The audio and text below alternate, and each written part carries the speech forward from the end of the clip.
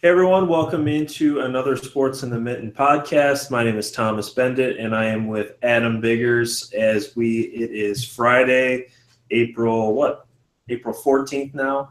Adam, how's it going? I'm doing well, Thomas. It's Friday, getting ready for the weekend. Tomorrow, the spring game.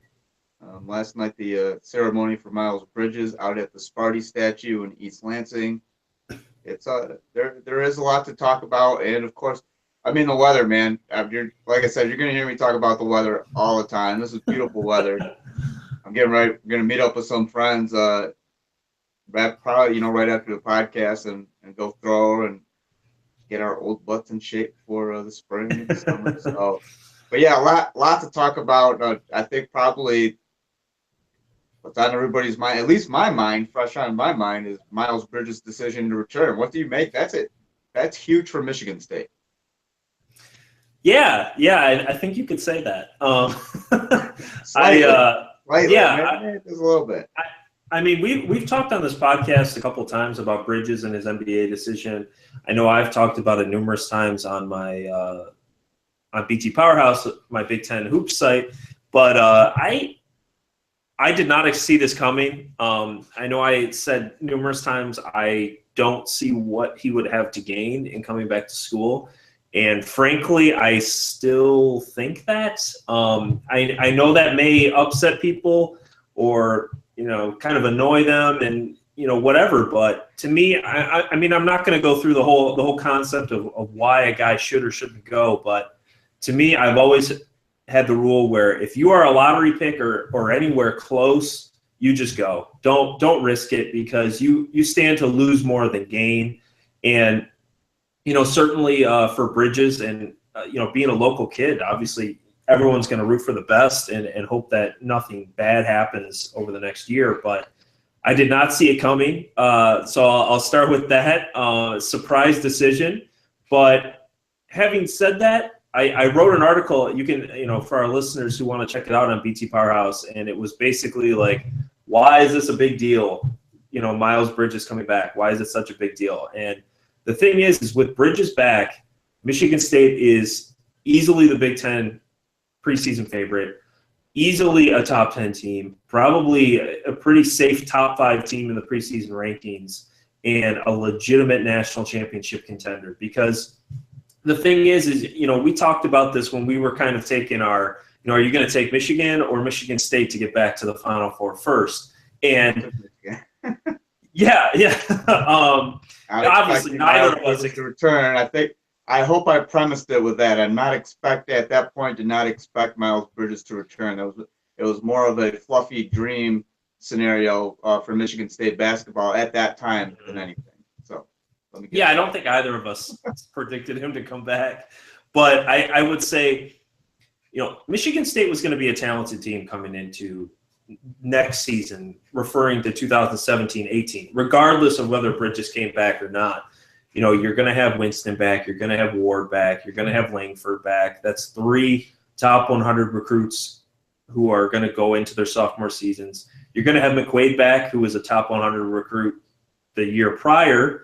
And you're adding a really nice recruiting class with Tillman and I can't think of his name off the top of my head. Jackson.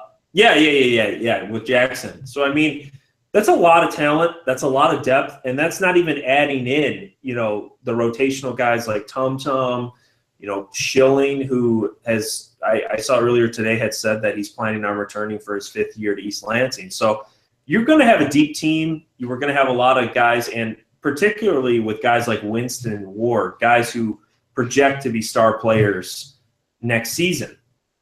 But you need a superstar if you want to compete for a national championship. I know I have always been a believer, and I haven't gone through every season, to be honest, but if you look back over the last 15 to 20 years or so, you have to have an all Big Ten first team guy if you want to win the Big Ten. It's just, you're not going to do it unless you have a big time guy. And I think you could make the case Michigan State didn't have that guy. Maybe Ward or Winston would have taken that step, or maybe they still will. But Bridges is that guy, obviously. I mean, he was close to a lot of people voted him first team All Big Ten last year.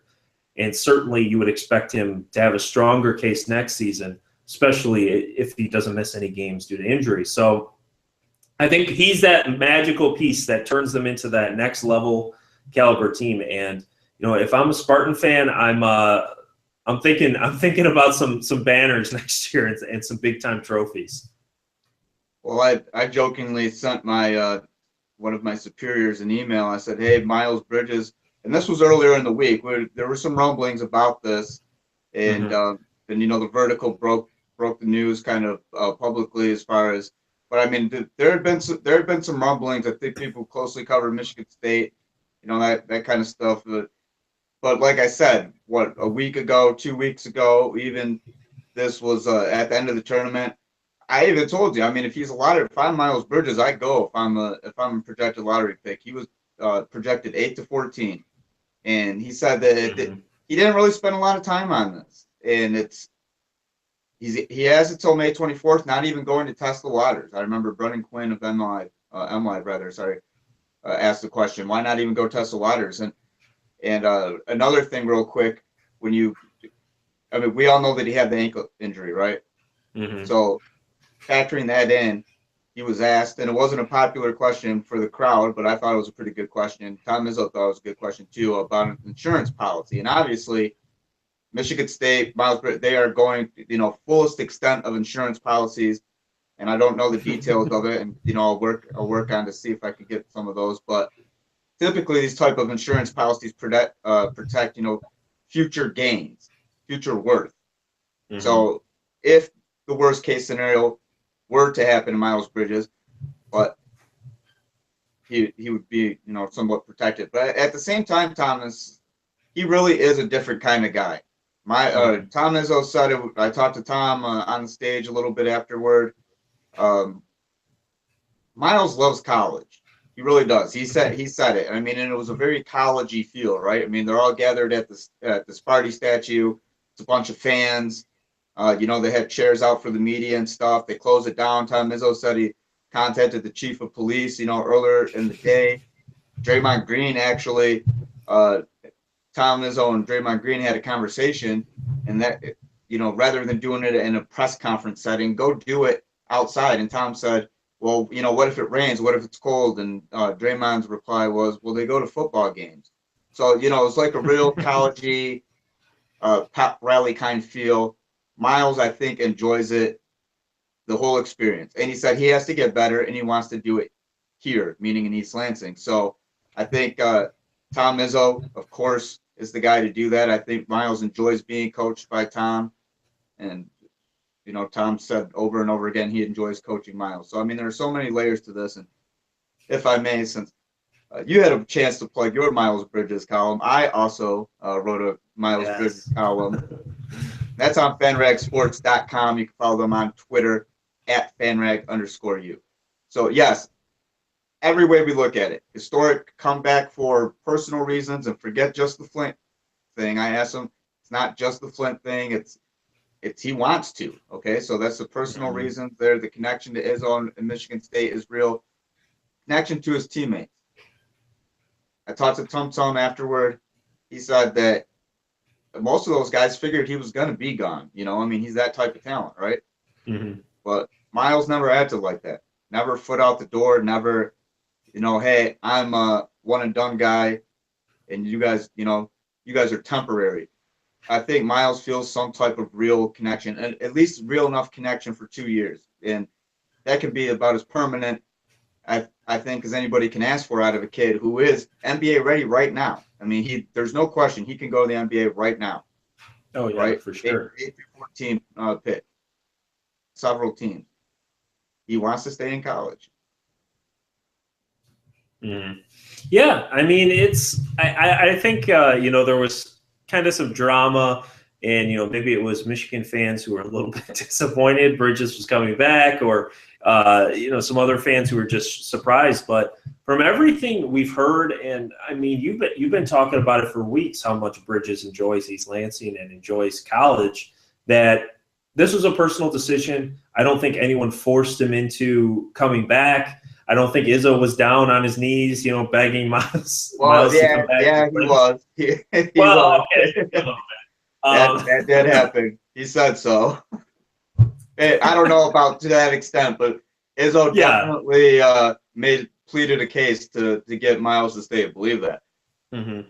And I mean, I do think this brings up an interesting topic, which I'll reserve for a couple minutes later here. But this whole, Izzo's had some serious luck with getting these guys to come back over the last 5 to 6 years. I mean, outside of Deontay Davis, Izzo, I mean, in at least recent memory, is kind of undefeated on these, where there isn't an obvious guy who's leaving.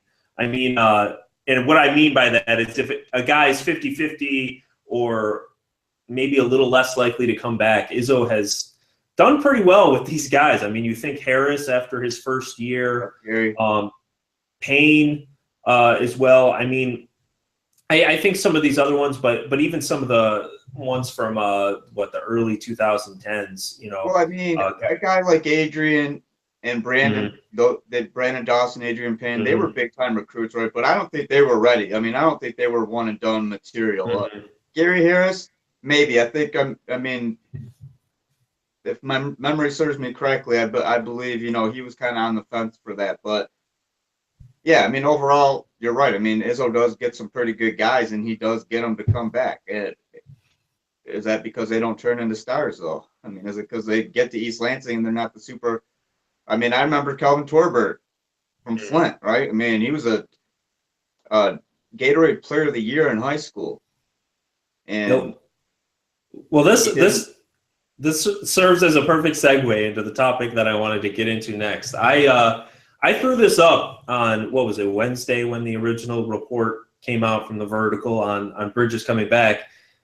And it was a stat that really intrigued me, and it was because it was something that had always kind of been a general narrative, but I kind of wanted to look into it a little bit just to verify it. And Izzo had, over the last, I want to say 7 years or so, he's had 6 McDonald's All-Americans, and that does not include Jackson, who has obviously not arrived on campus yet.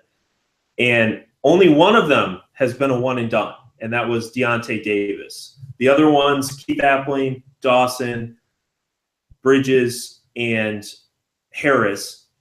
I'm missing someone here. But the five remaining McDonald's All-Americans, I'll try to look this up quickly as well. But the 5 other ones were not one and dones. Now, that doesn't mean, obviously Harris, he got drafted in the first round after his sophomore year. It would be pretty shocking if Bridges doesn't get drafted after his sophomore year. Oh, yeah. And so, I mean, I'm not trying to say these guys, and Dawson as well, I should note, he was drafted, although it was at the very tail end of the second round after his 4th year. But I found it interesting. I don't know. Did you find that interesting that, 5 of his last 6 McDonald's All-Americans were not one and done? Well, I could speak specifically on at least 3 of these guys because, I mean, with Gary Harris, Adrian Payne, Brandon Dawson, I think that Brandon had a respectable career. Both he and Adrian had respectable careers. I don't think that we saw a peak level what was expected from those guys coming in. Mm-hmm. At least I didn't. I mean, I expected Brandon Dawson to be nothing short of a star, and I think that Tom Izzo did too. And of course, I mean, that was another guy in injuries. You can't blame that.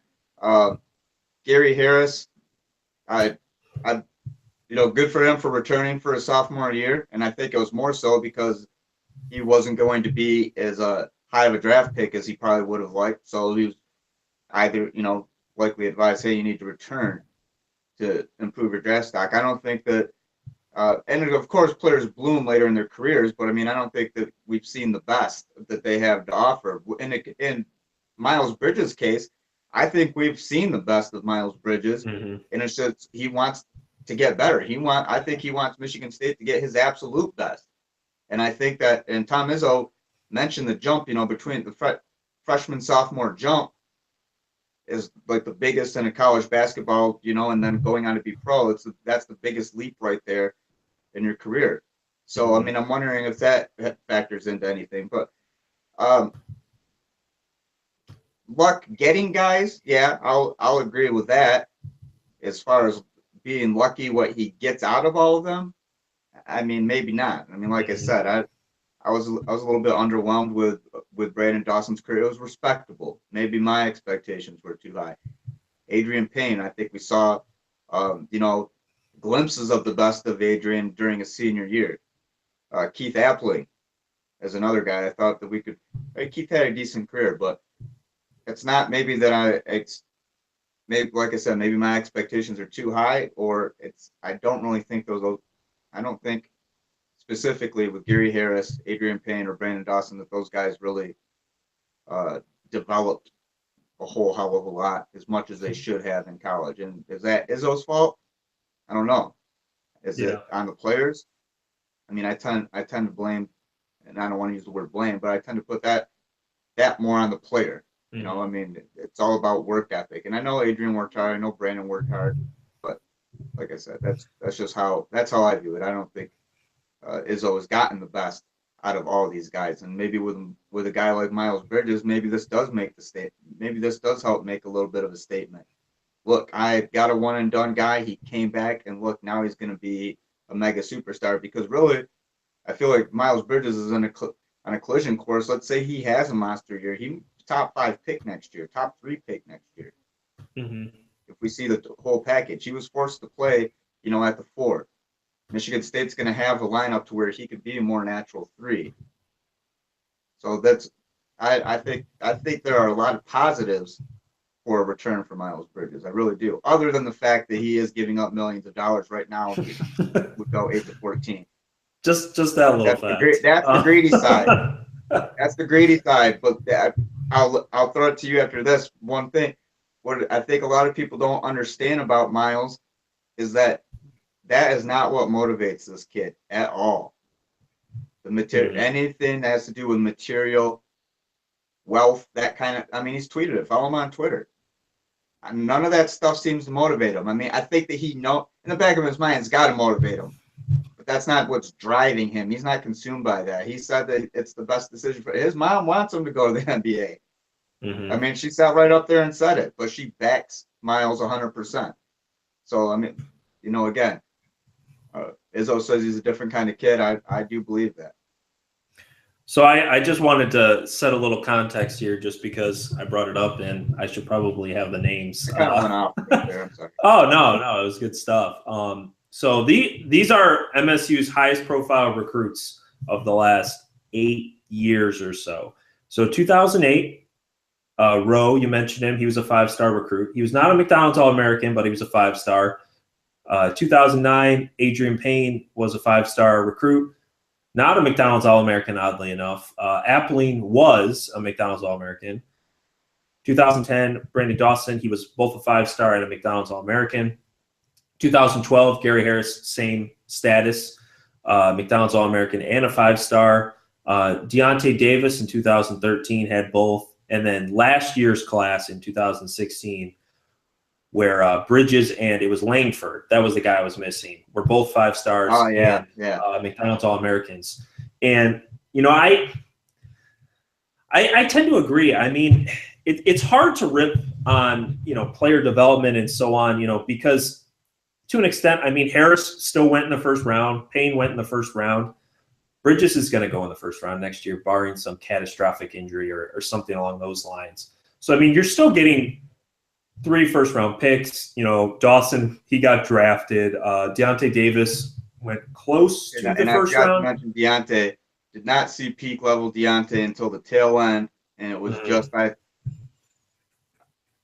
I feel my personal feelings are that Deontay Davis was one of those guys who had a foot out the door. And Tom Izzo was referencing, and in no shape or form am I connecting this. I'm not saying Izzo said Deontay Davis, but Izzo said in general that one and done types, a lot of guys, before the season's over, they do have a foot out the door. Yeah. And Miles did not. So I feel like as good of a player as Deontay was, and what we saw from him late in the year, I don't think he's another guy. We did not see peak level. Yeah, I agree. And my only point here is not to, shout out, wow, Izzo's been terrible with all these guys or some kind of message like that. Because again, I mean, Harris clearly chose to come back to East Lansing. Obviously, Bridges did as well. A lot of these guys made that decision on their own. But yeah, I mean, Izzo has not gotten the best out of these guys. I'm sorry. Some of them, yeah. But I mean, when you're talking about this many elite recruits and kind of the up and down production, I mean, Gary Harris, I know he's one of the ones I would actually say I think Izzo got just about everything. I mean, he would have been Big Ten Player of the Year as a sophomore if not for Nick Stauskas just balling out all year. That's true. That's true. Yeah, and I think like we'll see. I would anticipate Bridges is going to be the front runner for Player of the Year next year. Oh, so yeah, we'll see. absolutely. But Langford certainly. I mean, he was a freshman this year, so it's hard to get too down on him. But not really anywhere close to the 5-star level, I would say. You mentioned Davis, limited minutes for his 1 year. Dawson, I mean, people are going to disagree with this, but I'm sorry. If you're a 5-star and or a McDonald's All-American and you stay 4 years at a college, something went wrong. Maybe, Dawson, obviously you can talk about the injuries. Rowe, you can talk about the injuries, but I'm sorry. That's underachieving in my book. And I know some people are going to disagree, but that's where like, because of star rankings, and I'll admit sometimes I do get caught up in that myself, exactly with it, and that's where the star rankings translate to expectations, right? Mm-hmm. And then what type of expectations? I mean, and my only point here is I know a lot of people are going to take this as a shot at MSU, which it's not meant to be. I mean, if anything, MSU fans should be immune to this. Any criticism right now. They just got Miles Bridges back. I mean, what better news do you need? But pretty good. Yeah. MSU fans should be doing backflips right now. But I think you look at if this was one guy or two guys over like a 1 year stretch, I think you could sit back and be like, oh yeah, it's just a unique situation. But this, to me, it's starting to become some type of trend here. And again, Bridges shouldn't be the straw that breaks the camel's back because he could have easily gone and been drafted very high this year. But it's just an odd situation. And, I brought this up and you kind of get mixed feelings about it. But I said this, if John Calipari got 6 McDonald's All-Americans in a class and only one of them was one and done, people would be flipping out right now. And it would be one of the biggest stories in college basketball. And it just, I understand this is not in 1 year, but I just think this is something that deserves some conversation, I guess. Well, and it does. But like, I feel like it's only fair to premise it as Miles could go. Tom Izzo even, as much as Izzo wanted him back, at the same time, Tom wanted him to make the best decision. And to go was not the best decision. I feel like, yes, Izzo wanted him back, but at the same time, he was realistic. And I think Izzo told me for 2/3 of the season, he thought that Bridges was gone. Yeah. And then I'm not sure what game it was. I want to say maybe, was it after an Iowa game? I don't know. It was a Big Ten game, okay? Izzo walks up to the podium, and I typically sit kind of like middle in the second row so I could get video, or I was in the first row. Anyway, I was right by there, and he was by the microphone, but he wasn't speaking directly into the microphone. And he said, "Enjoy Miles Bridges." I think I've told you this. And I asked him about that, if you remember, and he goes, "Yeah, I thought he was gone." And I said, "I thought you thought that too." So yeah, Miles Bridges like falls into his own category. You know what I mean when it comes to this, because he is not a typical one and done kid. He's got the talent. He's a typical only needs 1 year of college to go showcase it kind of guy, but he's not. He really does enjoy it, and I think that the connection to Tom Izzo, like I said, is a real thing. And we see Michigan State with the recruit. Who knows? I mean, does Brian Bowen come? I mean, Yeah. is this allowed? I mean, they're going to kind of the same position, right? So I mean, Mm-hmm. regardless of if he gets any more recruits, Izzo's already got a stacked class with Jaron Jackson, Xavier Tillman, Gavin Schilling coming back, and Nick Ward. I mean, you have all the ammunition you need Yep. up front. And for every, I'd like to make this point for, I'm mentioning some of these, big time recruits who maybe didn't meet expectations. But I mean, Denzel Valentine was a 3-star recruit, right? Mm-hmm. Yep. Yeah. And he became a Spartans legend, one of the best players in program history. I mean, Draymond Green he wasn't like a superstar blue chip. Let me spit it out. Blue chip 4-star guy. But Draymond, I think, lived up to. I think he had a pretty good career. I think maybe. I mean, he was behind some talented guys, but I mean, I try to think of some other guys. That's one thing I did want to mention on the other side of it. He has had guys who obviously have overachieved based on what their ranking was. I mean, a guy who pops into my head, at least, I know he had a decent ranking coming out of high school, but I thought Matt Costello was one of those guys who quietly turned into a really nice player. As a senior, absolutely. Yeah. And I mean, I'm trying to look up what he was as a recruit. Okay, he was a 4-star. He was a fringe top 100 guy, 94th in the country. So I mean, 4-star, but very, very bottom end of the 4-star range. But yeah, I mean, he's had guys on the other end that have overachieved. And I did want to just add one last little tidbit for this conversation was just did you get a chance to watch that 30 for 30 last night on John Calipari? I did not. I did not. It wasn't the best 30 for 30. I'll say that much, but it was interesting and brought up a lot of how much of a game changer he was in terms of his recruiting style, and certainly when the one and done rule got they call it the dirty 30. Was that what John Calipari, the dirty 30? I'm sorry.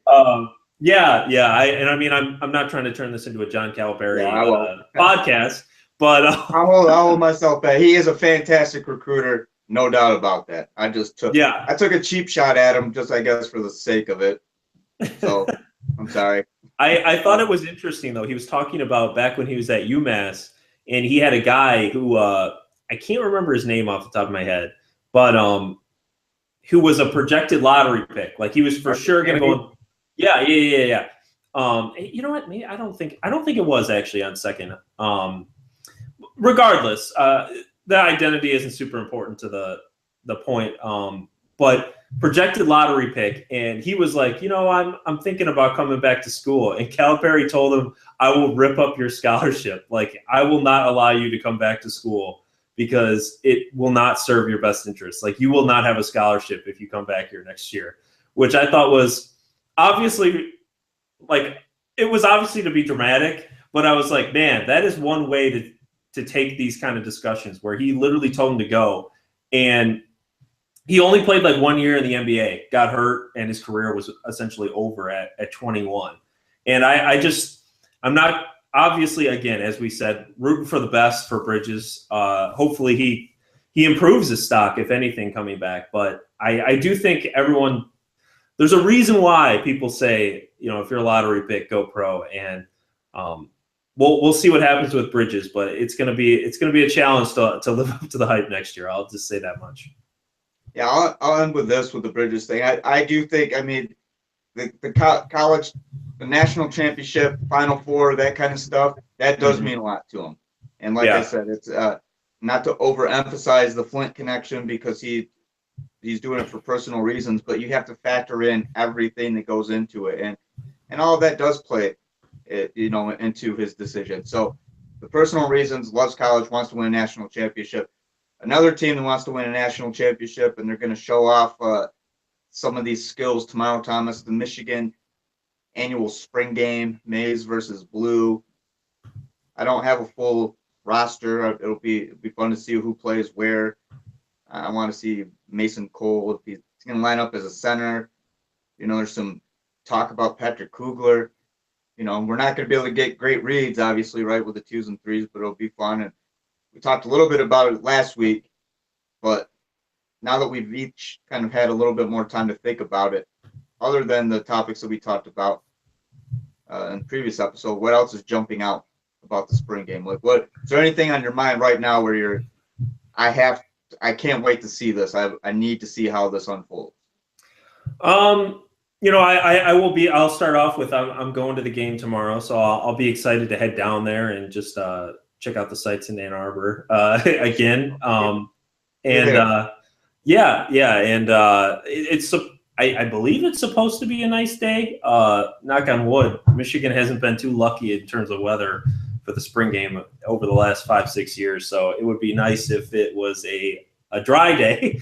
But I would say, as far as what's kind of popping out to me, just kind of following along the tidbits, from whether it's the beat writers or the insiders, I'm really interested to see this Brandon Peters thing.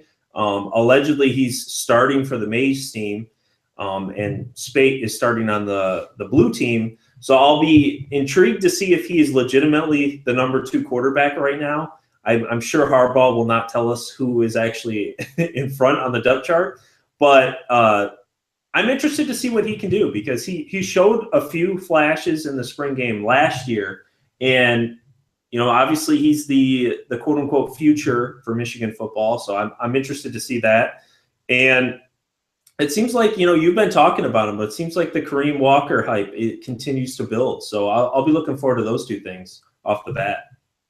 Yeah, the backup thing, just because and Jim may say, because I'm trying to think of, Spate was injured. What year was this? 15 spring game, right? Okay. And I think he said that Shane Morris was the backup at that point. Okay. And that was like the only really definitive thing we ever got about that. But defensive line, I want to see. But it's almost like I know what to expect. They're going to be good. I don't really have there's not too much trepidation on my end, or uncertainty. I think they're going to be a good defensive line. I'm pretty excited to see Devin Bush Jr.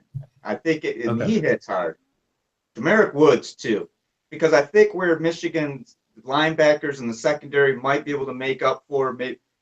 And I'm not saying that they don't have skill X, Y, and Z, but let's face it, they're replacing, All-American, all Big Ten guys. So I think where maybe some of these guys in the secondary can make up for some of that is physical, like knocking the hell out of people. And I think Jameric Woods is going to be one of those guys. I think Tyreek Canal is going to be one of those guys. David Long is a really good coverage guy, and we've heard a lot about him. So the secondary, I want to know who's going to be kicking field goals. Yeah. Right? Michigan just lost one of its greatest kickers. And it's weird for me to say, because Kenny from the Fenton area, or from Fenton in the Flint area, I remember when he was in high school, and to say that Kenny Allen is one of the greatest kickers / punters in Michigan history is a pretty cool thing. So if you're a kicker or the punter, Quinn Nordine, pressure, right? You're walking in and replacing a guy who never missed an extra point. So I think, and then, obviously, are they going to dual punters? One guy, I think it's probably going to be one kicker, one punter. We'll see. That interests me.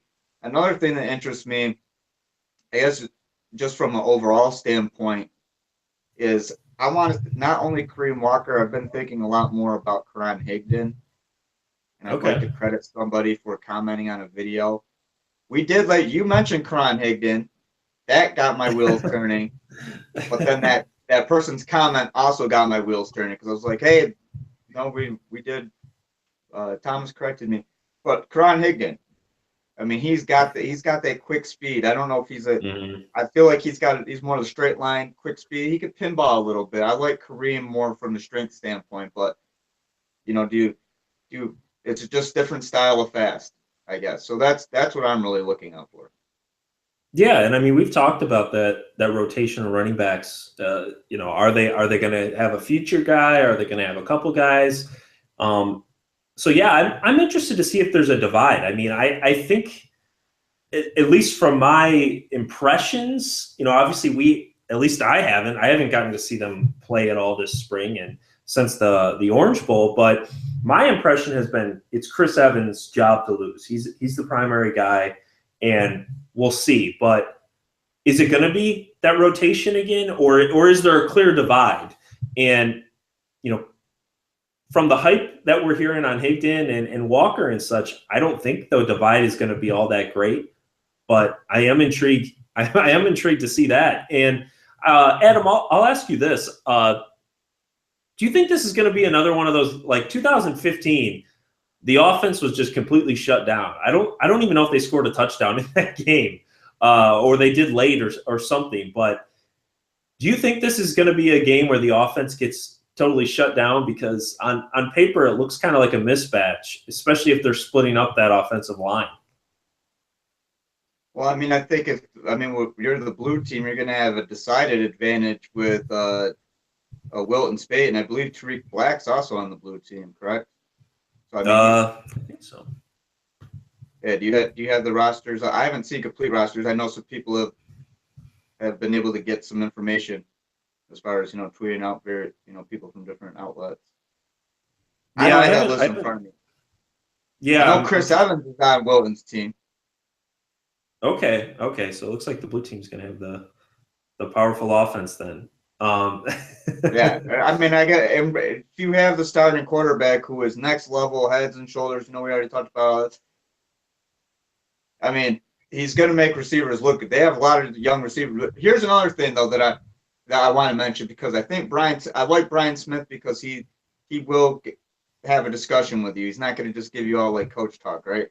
He did mention that there were several wide receivers that were banged up during spring. So we're, maybe pay attention to that too. Who's out there, who isn't, as far as he didn't mention who it was, but I could say that I've heard that Kakoa Crawford has had a good spring. Donovan has had a good spring. Tariq. So, I mean, I don't think any of those three guys are injured. Mo Ways has been out there. So I don't know who's injured, but keep your eye out for guys who are going to be in there and who aren't going to be in there, because Brian Smith, the defensive backs coach, did mention that some receivers were banged up, and that was in response to, how the defensive backs looked like against the wide receivers, and he's like, well, this, that, and the other. This is what happened. Videos on my YouTube channel, so check that out. Some of the receivers have been banged up, so we haven't seen, full whatever. So take that into consideration. Keep your eyes peeled for that. Let me ask you this as well. What's something, because we're all obviously, us as media members, fans, generally speaking, everybody's trying to figure out, okay, what does the spring game mean for next year? What can I read out of this game to tell me if Michigan will beat Ohio State this year? Whatever. Everybody likes to extrapolate, look into this thing. So from a positive side of things, what should Michigan fans feel happy about if they see it on Saturday? And on the other side, what should they worry about if they see it happen on Saturday? Well, this goes to that counterpoint thing, right? I mean, if you see your returning starting quarterback, go out there and tear up the opposing secondary, well, is that a good thing or is that a bad thing? But then again, you got to consider, well, these aren't all the ones. So, I mean, I don't feel like there's a ton that you can gauge. I feel like the main thing that you can look at the young players, right? Because we already know what some of these more experienced players can do in game environments. Look at some of these young players, because really this is going to be one of the more competitive, scrimmages they've been involved in, right? They're especially these early enrollee kids. They're going up against college men. They're not in high school anymore. So I think that for me, at least, that's more or less what you could take. I mean, pay attention. What does Donovan Peoples-Jones look like? I mean, it doesn't really matter if it's a 2 or a 3 covering him. What matters to me is what he looks like catching a ball from a college quarterback, whether it be Brandon Peters or John O'Corn, or whether it be Wilton Spate. And especially with Wilton Spate and some of these young receivers, see how they catch a ball from a quarterback who is proven, that he can win. He's an accurate quarterback, third highest quarterback rating in the Big Ten last year at the 61, almost 62% completion percentage. So that's that kind of little stuff like that is what I'll be watching. Yeah, I mean, I would say for me, I think from the positive side, I think if you're a Michigan fan, if Michigan can run the ball consistently on Saturday, I think fans should be excited about that. And the reason I say that is because to me, the most proven position group on the team is defensive line. I mean, you talked about it. You have Rashawn Gary, you have Chase Winovich, Monet, Hurst, star power galore. And a lot of those bench guys, I feel like if there's a position I feel like Michigan knows how to develop guys, it's defensive line. I mean, Greg Madison's track record kind of speaks for itself. Greg Madison is the reason. Mm-hmm. I will stand by that for as long as I have to, or for as long as Greg Madison's there. Greg Madison is the reason for this defense. Not just the defensive line, this defense. He was the defensive coordinator, let's not forget. But I know that, Don Brown, DJ Durkin, Don Brown's doing a fantastic job. But, I mean, Greg Madison's a guy I feel like literally was out there with the levels and the bricks and everything, making this foundation, making it all something sturdy to stand. So, really, I've written about this. I've, saying the praises of Greg Madison, fantastic guy, coach. But I know Don Brown gets a ton of credit, but like you mentioned, the defensive line, don't forget to give credit where it's due. Greg Madison is well deserving of as much credit as you want to give him, which should be a lot. Yeah, I would say two things as far as that goes. First off, if Greg Madison wanted to leave and become a defensive coordinator, he would get about 90 offers from around college football, and he could go almost anywhere he wanted. As a coordinator or a defensive line coach. So, I mean, we're talking about a big time coach.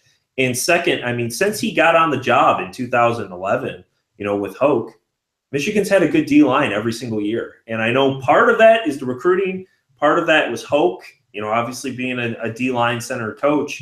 And part of that has been DJ Durkin and Don Brown. But their D-lines have been great, and I completely expect it to be great again this year. I'm sure you can get into a debate about, is it going to be the second best one in the Big Ten or the first, or, where's it going to rank nationally? But it's going to be a good D-line. I think everyone would agree with that, barring, again, the usual, somebody gets in trouble or someone gets hurt, so on and so forth.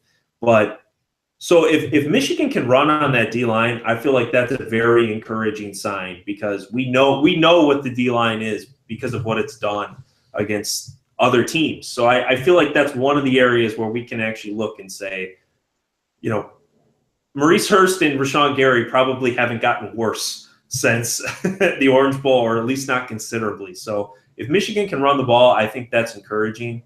And I think on the other end, which it's going to be tough to read into this because it's a lot of new faces, a lot of young guys, and a lot of, frankly, people we haven't seen much.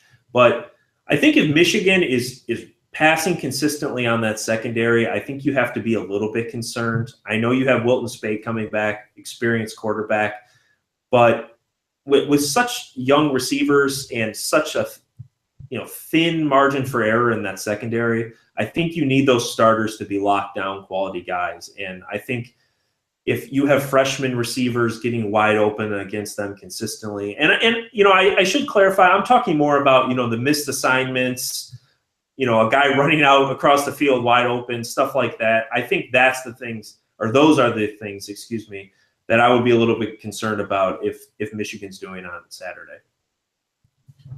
Well, I will be at the spring game tomorrow. I'll probably get there early for the lacrosse game, try to catch a little bit of that. I'll be picking up some Raisin Nut Brand from Alex Bricker, the Twitter follower. Pretty cool guy. Appreciate that, Alex. Can't wait. I'm serious. I can't wait. I'm half inclined to send an email to request that there be milk. So I can. I don't know if I can pull that off. Probably not. But I'll definitely get into that. But on a serious note, follow me on Twitter at AdamBiggers81 for Michigan spring game coverage. I'll have stuff all throughout the weekend, all throughout next week. Video on my YouTube channel. Of course, we'll have some updates on on the Sports in the Mitten Twitter account. Follow that at Mitten Sports MI. And again, that's sportsinthemitten.com. And you can follow me on Twitter at Beindit, or for my Big Ten hoop stuff at BT Powerhouse. Again, Michigan stuff at FanRag _U on Twitter, FanRag Sports. I'm Adam. He's Tom. I'm doing the close today. I'm Adam. He's Thomas. We're Sports in the Mitten. Thanks a lot for watching, listening, and we'll catch you guys most likely after the Easter weekend. Thanks a lot.